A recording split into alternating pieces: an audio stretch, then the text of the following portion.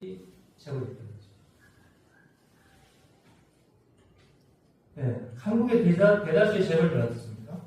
각종 불법과 탈법을 저지르면서 자기 자손에게 재산과 권력을 최대한 상속세를 덜 매기고 나눠주려고 길을 쓰고 있습니다.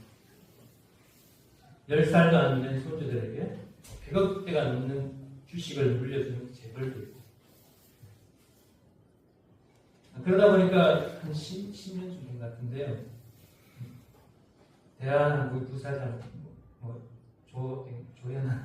조땡땡 그런 같은 사람의 사건이 있었죠. 여러분 잊었는지 모르겠지만 짱콩미양이라고 자기가 뉴욕에서 한국으로 오는 비행기에서 비닐식에서 땅콩을 전반에 딱 이렇게 받쳐줘야 되는데 공기죄를 준다고 해가지고 비행기 출발하는 걸 중지시켜가지고 기내 책임자를 그냥 내려버리다 하고 다시 비행기가 다시 돌아갔다 다시 와가지고 출발했죠. 그래가지고 그런 사건도 있습니다.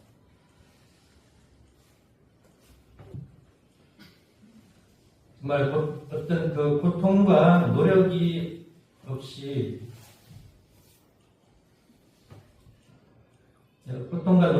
재산과 명예를 얻다 보니까 다른 사람들이 겪는 고통에 대해서 공감할 수가 없는 것입니다. 이러한 자식을 둔 부모가 수고한 사람일까요?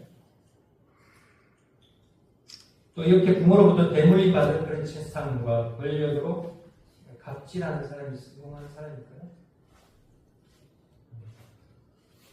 참 불쌍하게도 개인적인 일을 이야기해서 좀 저도 마음에 안 들었습니다만 그 부자자는 그 이후에도 결혼 생활을 제대로 영위하지 못하고 이혼을 했더라고요.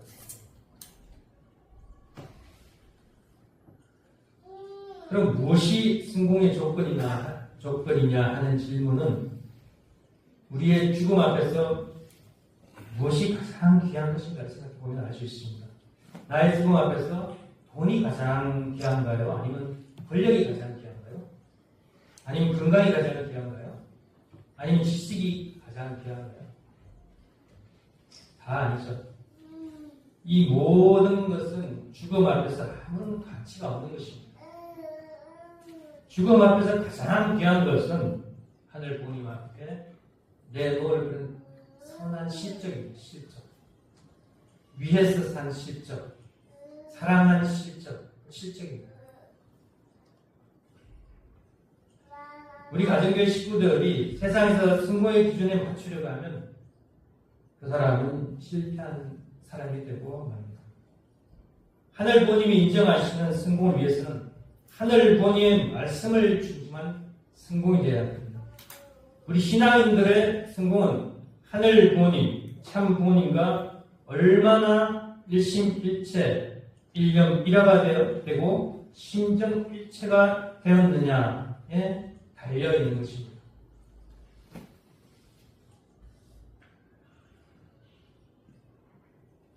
사람은 누구나 누구를 만나느냐에 따라 성공할 수도 있고 실패할 수도 있습니다.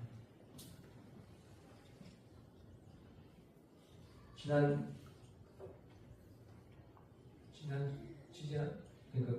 어제 토요일 한 일주일 전에 8일 전에 토요일 날 문화원에서 시조경창대가 있었고 김윤태 회장님이 시조경창대 좀 사회자도 맡고 책임자고 그래서 평화대사 협의회장님과 작년으로 이번에 갔습니다.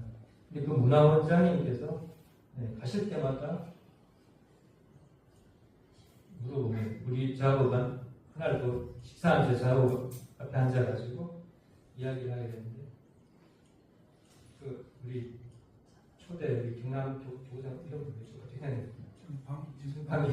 정판기 회장님에 대해서 저 이야기를 하려고 그래서 지난번에 이야기하다 보니 이번에는 좀 이게 식당에 왔는데 무한하게 여기 앉아야 해서 같이 이야기했는데 정판기 회장이 마사에서 목회하시는 것 같아요.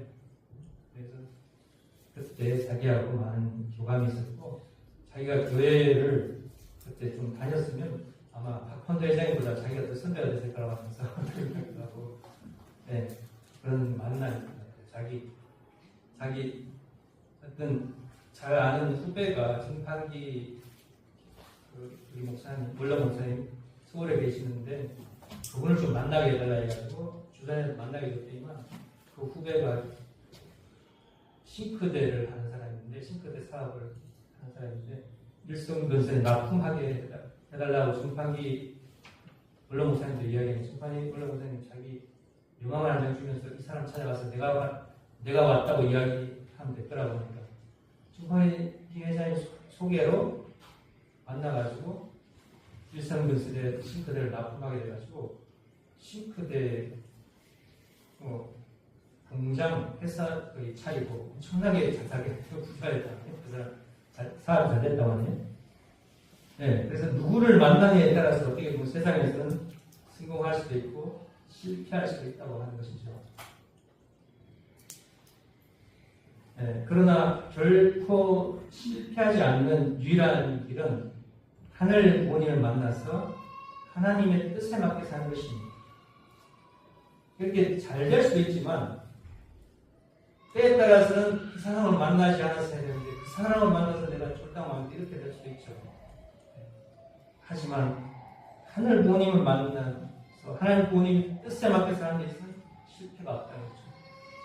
내가 하는 일이 하늘 부모님 안에 있느냐 하늘 부모님 밖에 있느냐에 따라서 성공과 실패를 가능한 것입니다. 아니 하나님이 내 안에 계시느냐 하나님이 내 밖에 계시느냐에 따라서 진정한 성공과 실패가 결정되는 것입니다. 하늘 부모님께 일체가 되면 성공하는 자이고 하늘 부모님이 나를 떠나시면 나는 실패자가 되는 것입니다. 결국 다른 사람들이 나를 어떻게 보느냐가 중요한 게 아니고 하늘 부모님께서 나를 어떻게 보시느냐가 가장 중요하다는 것입니다.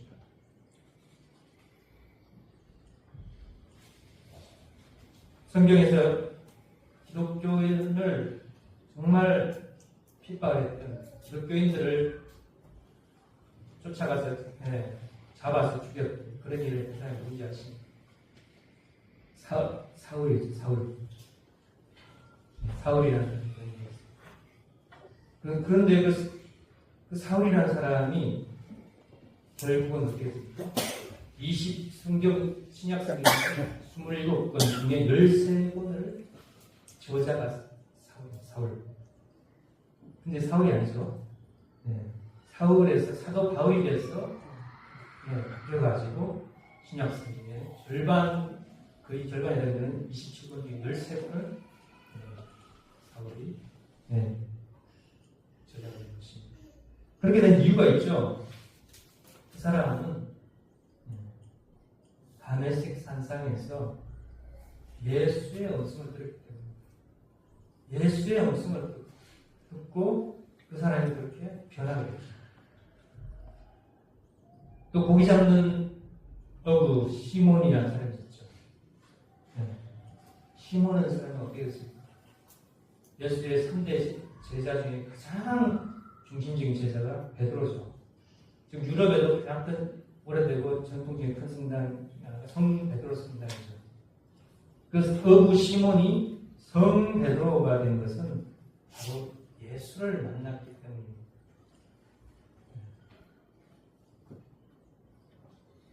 여기저기 아무리 고기를 잡아도 고기가 잡히지 않았는데 예수 와가지고 여기 하면 고기 그물 여기 하면 예수님 말대로 그물을 치니까 엄청나게 고기가 잡혀서 고기의 숫자가 몇 마리였죠? 153마리였죠. 그래서 모나미 볼펜에 모나미 153 그 숫자가 되게 됐죠. 우리 교회에서도 네로라 하는 지도자들이 많이 있었습니다. 선배 지도자들이 많이 있었죠.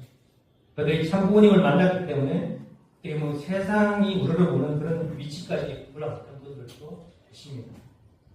하지만 그 중에 참 부모님을 떠난 분들은 지금 어떤 모습일까요?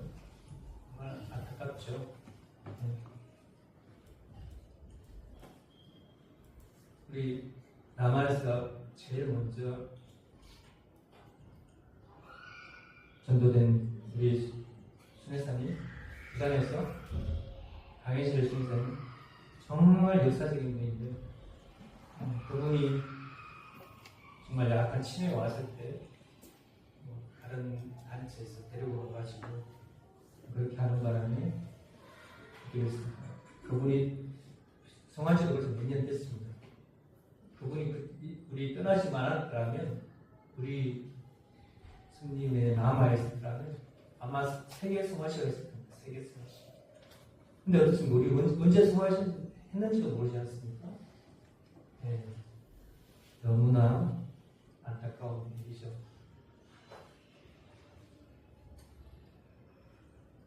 네, 성공의 조건은 하늘 부모님과 일치되는 것입니다. 하늘 부모님과 일치되었다고 하는 것을 우리가 어떻게 알 수 있을까요? 하늘 부모님과 일치되면 내 안에 어떤 생명의 빛이 있는 것입니다. 요한복음 8장 12절에서 예수님께서 이렇게 말씀하셨습니다. 나는 세상의 빛이니 나를 따르는 자는 어둠에 다니지 않고